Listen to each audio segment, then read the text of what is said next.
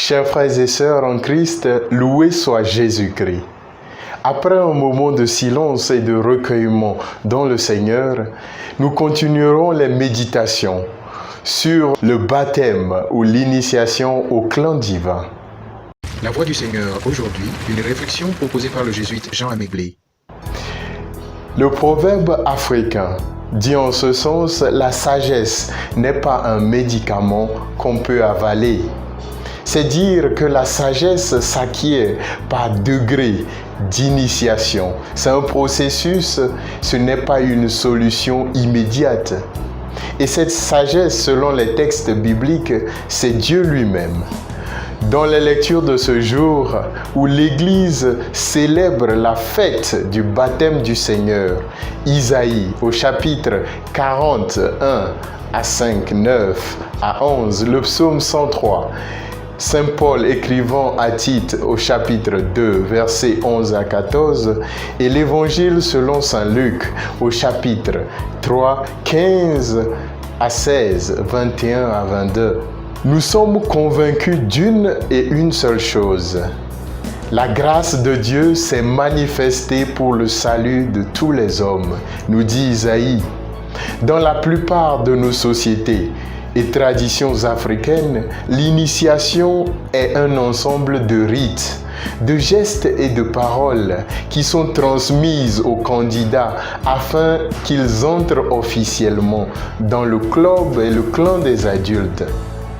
De nos jours, les militaires accueillent leurs compagnons d'armes par un baptême de feu.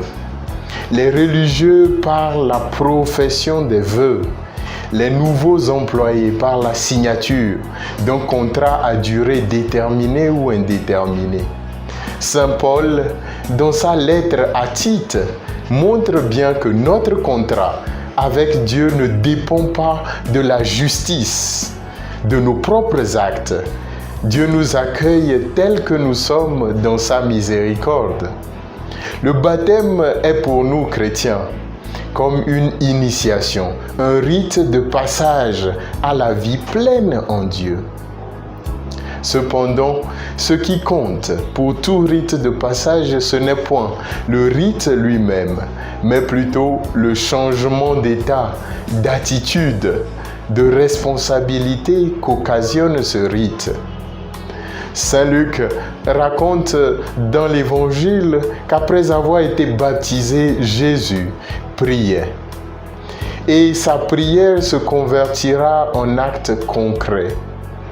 Je suis émerveillé devant la représentation que le jésuite, poète, prêtre, peintre et historien Engelbert Mveng fait de l'image du Christ. Dans ses peintures, Jésus est peint par le Père Mveng comme celui qui a les yeux ouverts, celui qui est initié au mystère de Dieu. Oui, en effet, l'initié voit ce que les autres ne voient pas. Il est sensible aux situations autour de lui. Et sa sagesse l'aide à comprendre et à détecter les cœurs blessés. Il est comme, dit Isaïe, un berger qui porte les agneaux au Christ, qui porte les agneaux dans son cœur. Allaite les brebis. Oui, initiés du Christ, nous sommes appelés à ouvrir les yeux, non seulement aux merveilles du monde, mais aussi à la souffrance des hommes et des femmes autour de nous. Les chrétiens ont tant fermé leur cœur et leurs yeux aux autres que nous avançons comme des aveugles, titubant et cassant tout sur notre chemin, détruisant les cœurs, créant des scandales.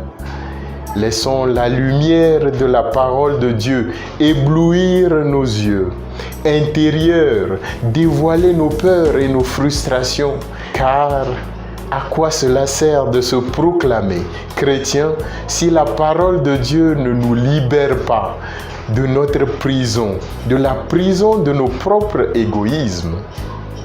Au proverbe arabe de nous questionner, à quoi sert la lumière du soleil si on a les yeux fermés? Je souhaite à tous et à toutes un bon dimanche et une bonne fête du baptême du Seigneur.